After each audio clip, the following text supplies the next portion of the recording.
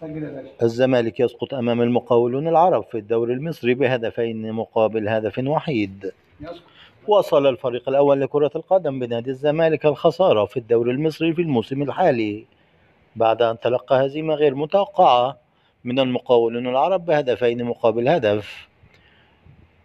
شارك الزمالك مباراة المقاولون العرب بعدد من اللاعبين الشباب بناء على قرار البرتغالي جوزيه جوميز المدير الفني للفارس الأبيض الذي دفع بالوجوه الجديدة من أجل الاستعداد للموسم الجديد.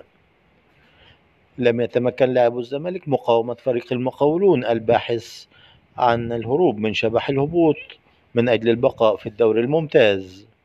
تلقى الزمالك الهدف الأول من خطأ فادح من المدافع الرفاعي، بينما نجح لاعب المقاولون أحمد عنتر في تسجيل الهدف الثاني بمجهود فردي. وسجل هدف الزمالك سيف الدين الجزيري.